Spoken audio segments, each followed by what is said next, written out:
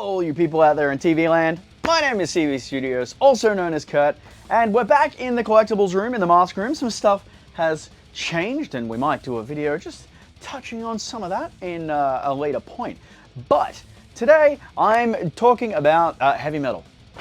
Talking about heavy metal, because I fucking love metal. I love metal bands. I love almost every genre of heavy metal. I love theatrics. I love masked bands. I love masked bands because I love masks, and we're talking about one of the coolest looking masked bands today, and the fact that I'm building a mask. Well, you're gonna watch me build a mask.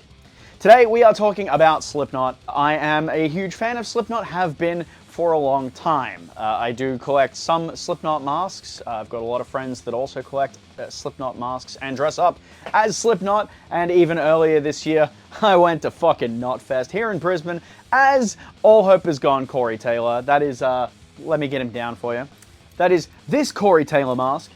This is a mask by Ian Lundquist, or it's a blank by Ian Lundquist that I painted up and finished, and he is looking really gnarly and yellow, and it's got nice leather straps, and this is just a really fun mask. I really love this. Now, as Slipknot have grown and evolved, their masks have changed and evolved. I'm going to chuck this back up, and I might even do a little shot and show you some of the ones that are up there. These are some, it's actually pretty much all of my Slipknot masks, at least in the collection at this point. We have a latex West German clown that I've painted up. That was, I don't know where it's come from, but that one's been painted up by me. It's really nice. That was from my buddy Connor. Same as this awesome Paul Gray. I think it's an Iowa Paul. I don't know. It's pretty rough. It's very small. But that's kind of neat, and he just flung that towards my collection. We have my We Are Not Your Kind Corey Taylor, the silicon rubber one, translucent. Very divisive mask, and I really love the design. It's just, it's not amazingly comfortable for me to wear. I believe that one's from Second Nature News, but I'm not entirely sure. We've got the All Hope Is Gone Corey, which is my favorite Slipknot mask of all time. It's just really fucking nice. I absolutely love the shit out of that. And then we have my .5 Chris Fenn, which is then, it's actually another blank from Drop Bear Studios, which is really nice. And that one has been done up as more of a All Hope Is Gone style. One of the really specific styles that I like. I actually really like the era and costumes from All Hope Is Gone. And I actually wore this one at DragonCon in 2019 when I was in Atlanta, and it was really comfortable to wear, actually. It's a really fun one. Now back to the video. As I was saying, Slipknot over time have evolved. Their masks and costume designs have evolved. They've gone from the classic look with the really store-bought and then like heavily modified masks, all the way up to professionally made masks with some really cool designs. Now, as soon as Corey Taylor announced his new mask, I think last year, a whole lot of people flipped their shit, including me, because it was the Dr. Decker horrifying looking nightmare of a baseball that was just the coolest fucking mask that Corey's worn for a little bit. And I needed one. And so, I got one! Yeah! This was a blank from Drop Bear Studios that I have gone through and painted and finished. And you may be asking, how did I go through and paint and finish? Well, I think the easiest way to explain that is to step into the workshop and have a look at the process of me doing this. Let's go! Alright, so we're in the workshop, and this is the blank. This is the Corey Taylor mask blank for the We Are Not Your Kind V2, or the, I'm just gonna call it the baseball, because it's the baseball. This piece is from Drop Bear Studios masks, from Daniel Wright. So we've got DBS and masks under the chin there.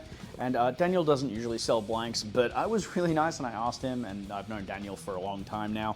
And he was really generous and was like, hey, I know you are in the market for one. I don't usually sell blanks, but here, I'll do you a deal. And so he's given me this really nice deal on this awesome thick casting of this mask. So, while we're in here, we're going to do some work on it. You will see that I've got a bunch of little dots everywhere on this mask.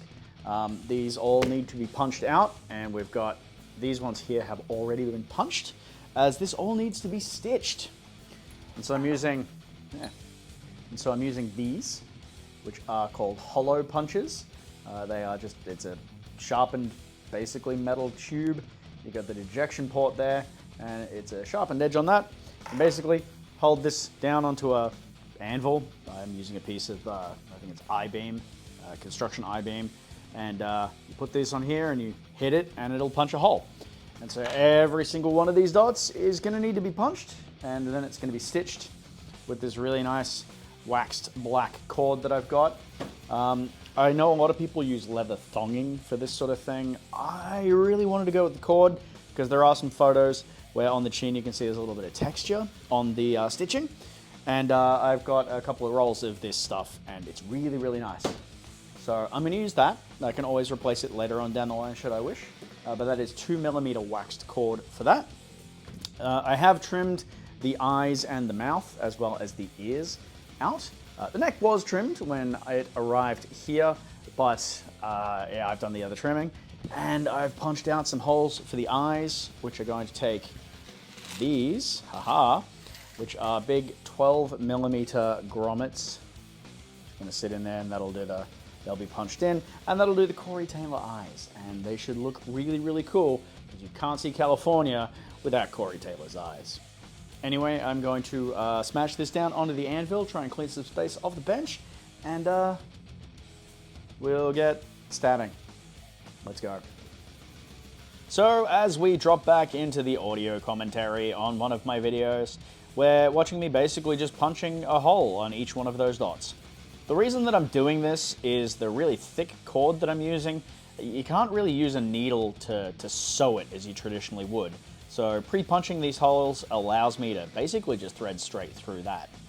The other reason that I'm pre-punching these holes before I've painted anything is I didn't want to have to punch holes through Plastidip. I just wanted to punch holes through the latex. The Plastidip will also go into those holes and help seal everything up.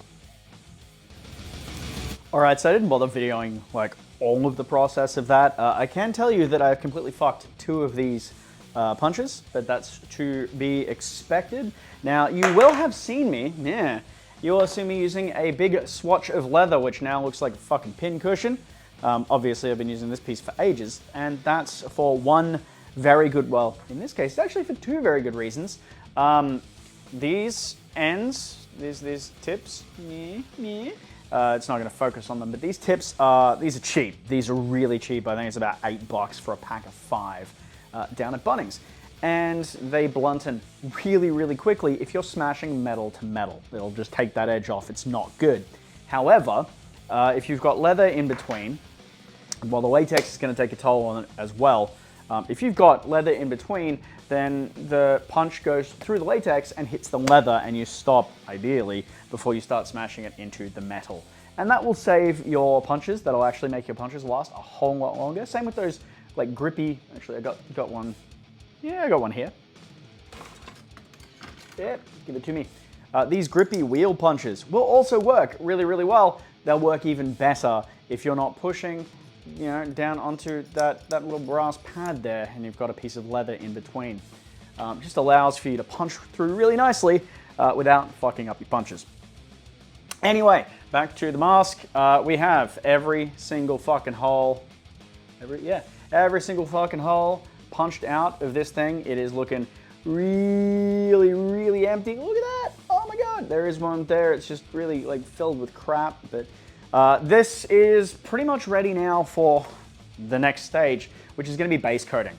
Now, this is it's got a couple of little imperfections on the surface, and I'm going to keep those because it's going to help me paint really nicely.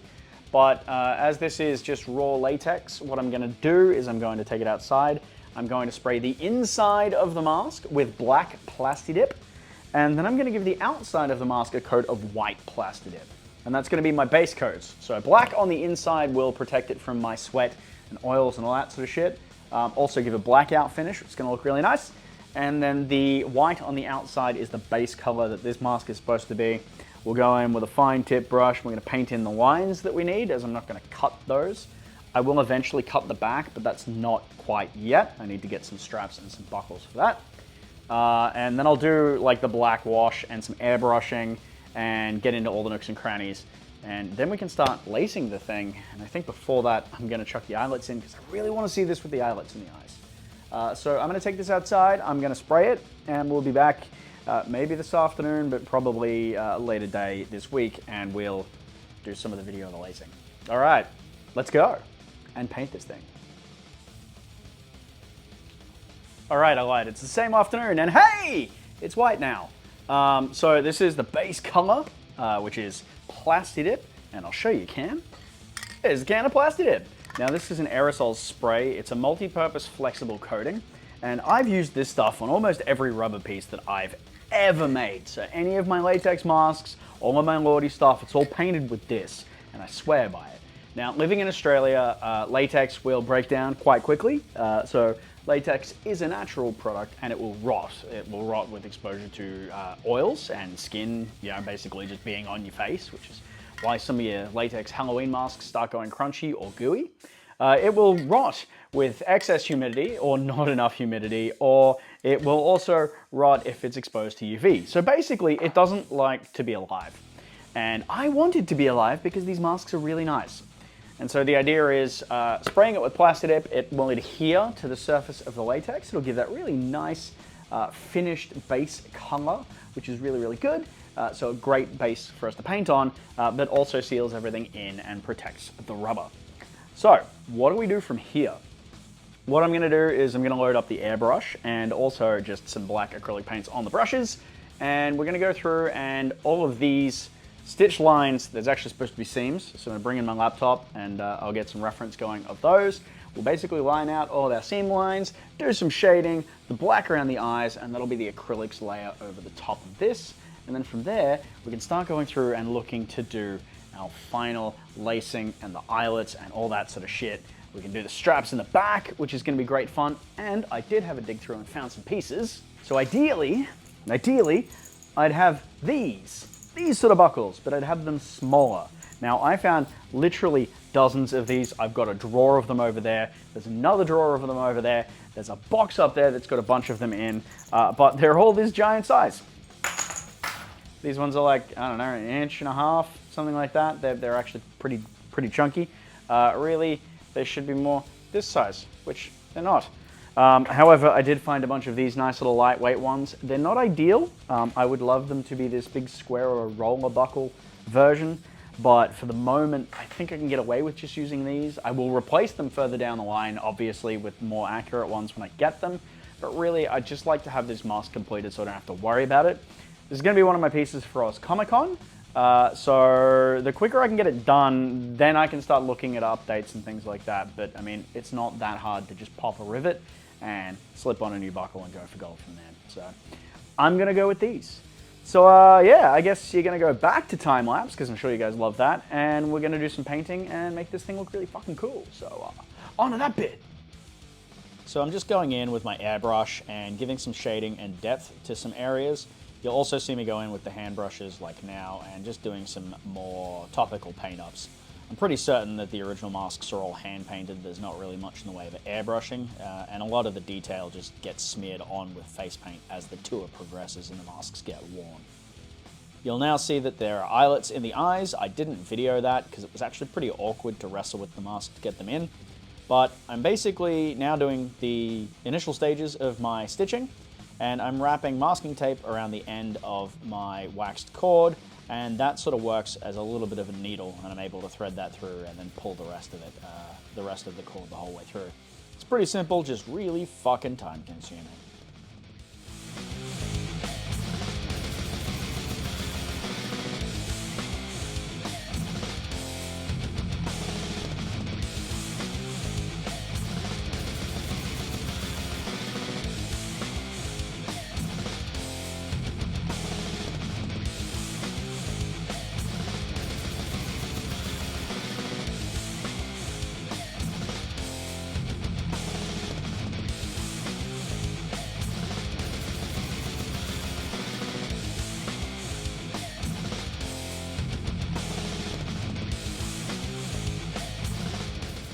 And now the final stages is the leather strapping for the back. I'm using some old bag strapping so it's nice and soft and very flexible, and is the right thickness for what I need. I'm cutting 6 pieces, 3 for the buckle side and 3 for the strap side, and you'll see me ducking off to the side of camera every now and again, and that's just me stitching the edges or doing just some final touch-up work on it. These aren't going to be the final pieces. I will eventually replace these with some heavier leather and some more correct buckles, but they'll work really well for now. I'm pretty happy with how they look.